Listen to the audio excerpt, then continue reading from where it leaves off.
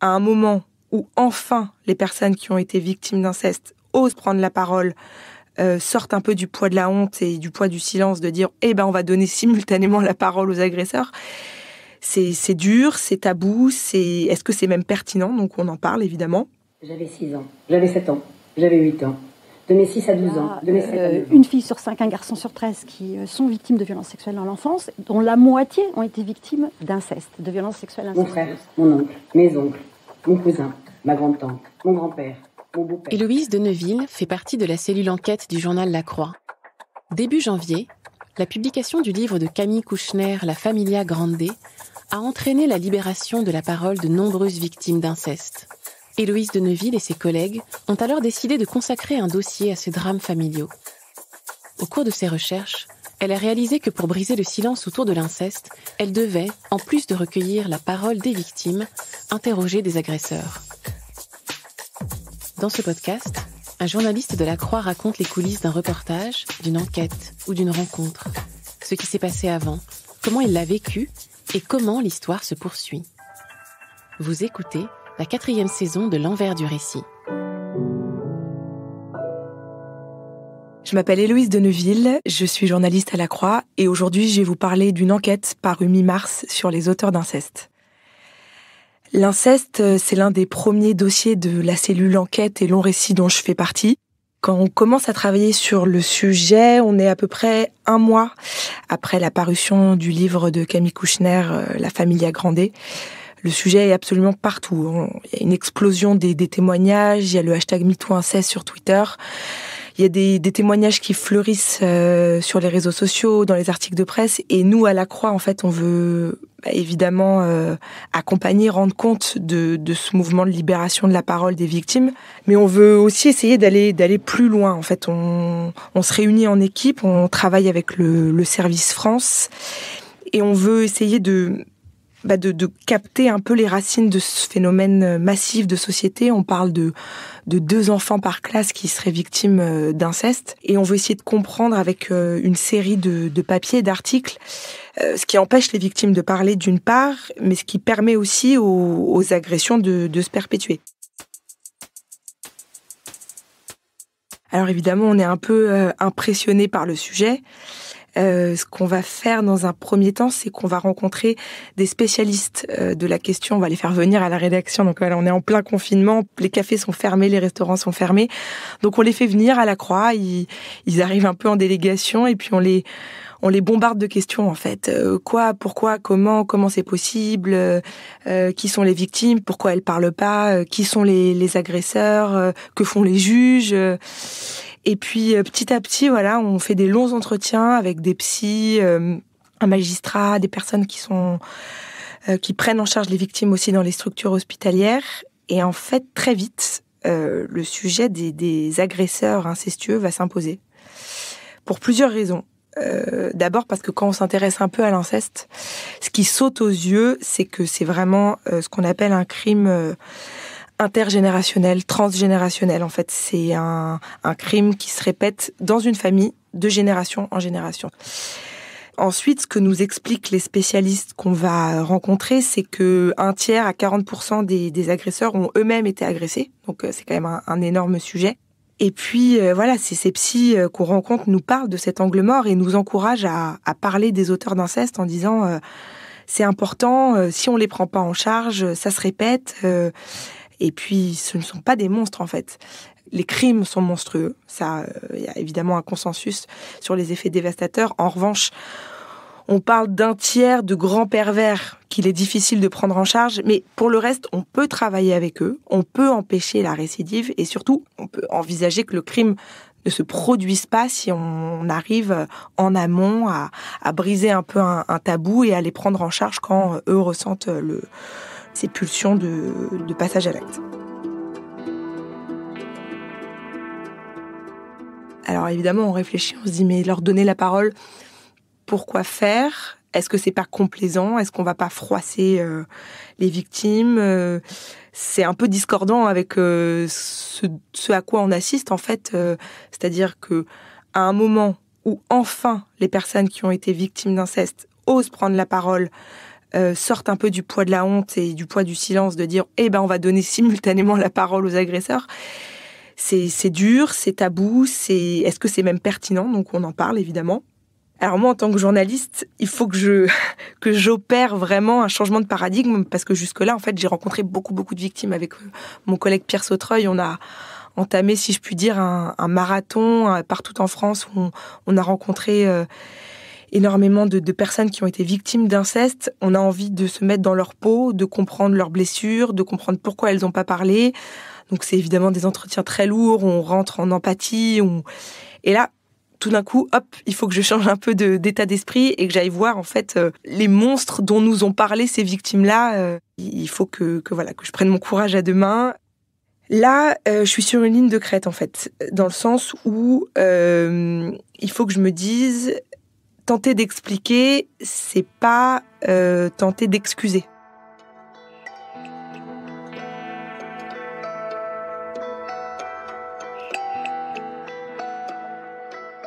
D'une certaine manière, pour me protéger, je me mets un peu dans une approche encyclopédique. J'essaye de voir toutes les études qui ont été menées. Bon, c'est des études épidémiologiques qui essayent de répondre à plusieurs questions, mais essentiellement, c'est pourquoi l'abuseur passe à l'acte, qui il est, est-ce que c'est un homme inséré, quelle est sa tranche d'âge, est-ce qu'il souffre de troubles psychiatriques, est-ce que c'est quelqu'un qui a une attirance chronique pour les enfants. Et en fait, je me rends compte déjà, en faisant quelques recherches, que, en fait, c'est pas des psychotiques, ces gens-là. C'est des personnes qui souffrent de troubles de la personnalité, qui sont pas forcément ce qu'on appelle des pédophiles, dans le sens où ils ont pas une attirance chronique pour les enfants. C'est des gens qui ont une vie de couple. 95%, c'est des hommes. Donc, déjà, ça bat un peu en brèche, moi, la manière dont j'envisageais un peu ces agresseurs. Et à un moment, après avoir justement mené énormément de recherches, avoir lu beaucoup de rapports, d'études scientifiques, je me dis, allez, ça y est, il faut que je me mette en recherche d'agresseurs pour qu'ils me parlent. Et là, en fait, je me rends compte que c'est hyper difficile. Évidemment, je passe par des psys, par des groupes de parole. Et au début, les psys me disaient, là, j'ai quelqu'un qui voudrait bien vous parler, là, celui-là, il serait peut-être d'accord, etc. Et puis, en fait, au fur et à mesure, dès qu'il faut nouer le contact, il y en a un qui attrape le Covid, l'autre qui finalement recule parce qu'il a peur d'être reconnu. Enfin, c'est très compliqué, quoi. J'ai vraiment du mal à, entre guillemets, mettre la main sur quelqu'un qui veut bien me parler. Déjà parce qu'il faut pas se le cacher, il y en a encore beaucoup qui sont dans le déni, qui sont déjà encore dans le travail de ce qu'ils ont fait, qui sont pas forcément en mesure d'assumer leurs actes devant leur victime. Alors devant un journaliste, ça paraît encore plus compliqué. Et puis voilà, j'ai 1, 2, 3, 4 tentatives avortées de personnes qui finalement au dernier moment reculent au moment où il faut vraiment nouer le contact et me raconter leur histoire. Et puis en fait, je reprends contact avec un thérapeute à qui on a beaucoup travaillé à la Croix, qui nous a donné beaucoup de contacts avec des victimes et beaucoup d'expertise très pertinente. Et puis il me dit, voilà, là j'ai un jeune, je travaille avec lui en thérapie depuis 3 mois, et lui, il serait d'accord pour vous parler. Je vous mets en contact avec lui. Ce qu'il fait, c'est qu'il écrit un mail à Lucas, qui me répond assez immédiatement. On est en copie tous les 3, donc ça instaure un peu une discussion. Donc évidemment, il veut comprendre la démarche, savoir si l'idée c'est de le vouer aux gémonies ou c'est d'essayer de comprendre un peu son parcours. Moi, j'essaie de le rassurer en lui disant qu'on n'est pas là pour le juger, mais que voilà, on pense que c'est important de donner la parole à ses auteurs, à lui en l'occurrence, puisqu'il est dans une démarche assez positive de reconnaissance de ses actes.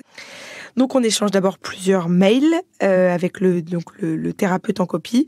Et puis son thérapeute me dit combien il est stressé, combien il a peur, etc. Donc encore une fois, j'essaye de dénouer un peu les craintes. Et donc on est en pleine pandémie, je crois qu'on est en confinement à ce moment-là. Et donc on se dit on va faire une visio à 3. On se branche sur Zoom. Et puis la première chose qu'il me dit, c'est voilà, je suis anxieux mais je suis content de le faire.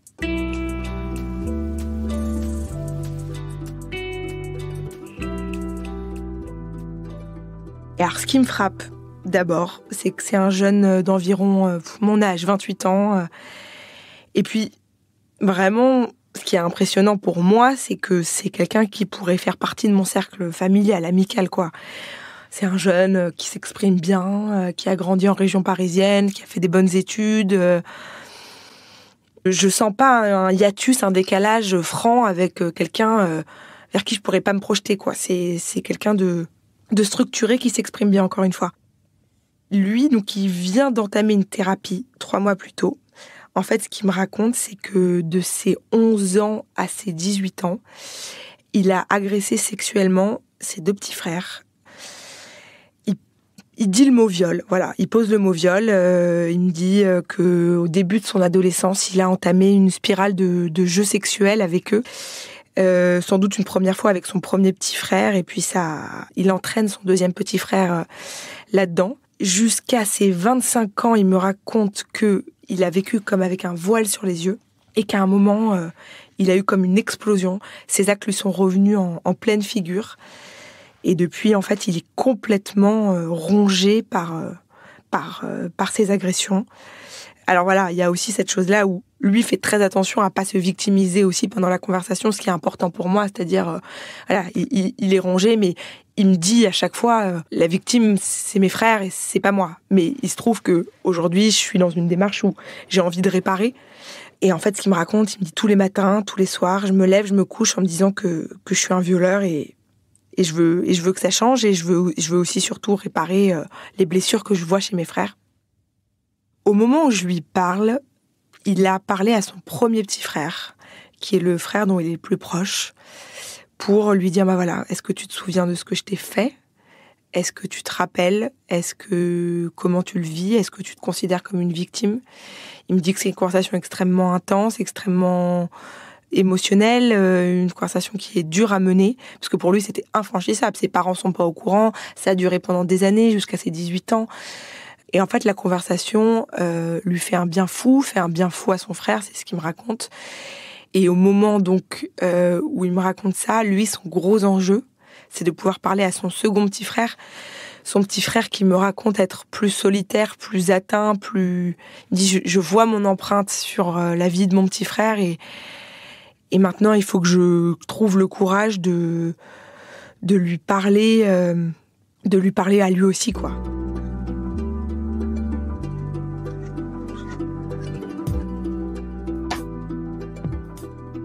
Donc après cette conversation d'une heure et demie, moi je suis très émue. Je me dis que je vais laisser reposer un peu les choses, que je vais pas tout de suite m'attaquer à l'écriture de l'article.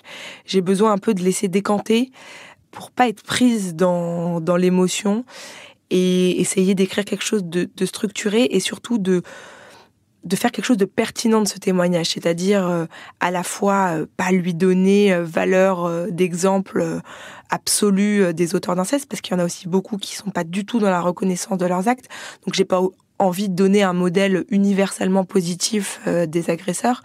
Donc là, je laisse reposer, et au moment de l'écriture, ma vraie question, c'est de me dire comment j'inclus ce témoignage pour qu'il soit pertinent, sans toutefois qu'il blesse les victimes. Donc je me demande si je vais pas l'isoler, si je vais pas en faire une interview ou un petit texte de citation en disant Lacroix a rencontré un auteur. Et puis en fait, je me dis non, je vais l'insérer, et puis ça va même être l'attaque, le début de mon article, parce que c'est fort, parce que ça montre une démarche courageuse, parce que aussi mon article se veut constructif, et j'essaye d'expliquer dans mon enquête comment sont pris en charge ces personnes-là. Et là, on a affaire à quelqu'un qui est pris en charge thérapeutiquement, donc c'est important pour moi de commencer par ça. Et ça va, d'une certaine manière, aider le lecteur à rentrer un peu dans cet article qui est tabou, qui est difficile, en se disant, tiens, Lacroix en parle, Lacroix met ce témoignage en premier. Ils sont pas connus pour être complaisants envers les auteurs de pédocriminalité ou d'auteurs d'agression sexuelle. Ça veut dire quelque chose, et ça veut dire que, d'une certaine manière, encore une fois, ils font partie d'une humanité qu'il faut montrer.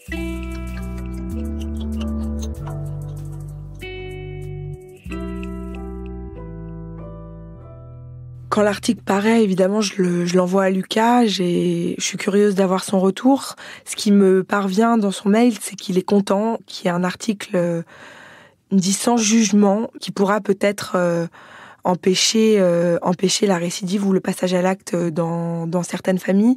Je le sens évidemment un peu inquiet du retentissement. J'ai évidemment fait en sorte que rien ne puisse remonté jusqu'à lui. J'ai changé son prénom, j'ai changé sa profession, tout en faisant attention à ce que ça reste cohérent. Voilà, effectivement, les échanges de prénoms et de professions correspondent à peu près à sa position sociale et son âge et le bon, etc. Mais il y avait voilà 2 choses importantes pour lui, c'est-à-dire que ça puisse être constructif, et c'est vraiment pour ça qu'il parlait, et à la fois que évidemment lui, ça ne lui porte pas préjudice dans la construction de sa vie, puisque un article qui aurait donné son nom, prénom, ou qui aurait pu peut-être même donner des informations à ses parents sur le fait qu'il ait agressé ses frères, alors que même lui n'a pas encore parlé au reste de sa famille, aurait été évidemment préjudiciable, et il a accepté de me parler sous le sceau de l'anonymat, ce que je comprends évidemment parfaitement.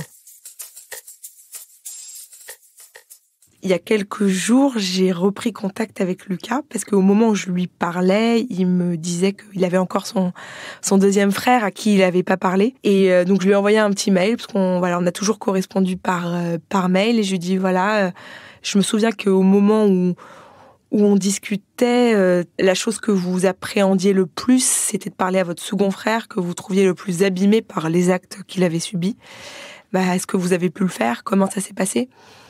Et puis il m'a répondu un long message en m'expliquant qu'effectivement il avait parlé à son deuxième frère, que ça s'était plutôt bien passé, que ça avait été une conversation donc entre 3 frères qui avait été très franche, très honnête, que maintenant il était soulagé, mais qu'il faudrait évidemment énormément de temps pour retrouver une relation normale avec eux. De ce que me dit Lucas, il n'y a pas de plainte, il n'y a pas de volonté de porter plainte. Il y a aujourd'hui une volonté de pardon, de reconstruction, de réconciliation peut-être, mais en tout cas pas de faire passer la justice sur cette affaire qui, pour eux, appartient à leur histoire personnelle, et je pense que c'est pas une affaire qui sera un jour judiciarisée. En fait, c'est vraiment un huis clos familial qui reste un huis clos familial dans beaucoup d'affaires d'inceste, malheureusement. J'avais 6 ans, j'avais 7 ans, j'avais 8 ans. De mes 6 à 12 ans, de mes 7 à 9 ans. Je ne sais plus tout simplement. Mon père, mon frère, mon oncle, mes oncles, mon cousin, ma grande-tante, mon grand-père, mon beau-père.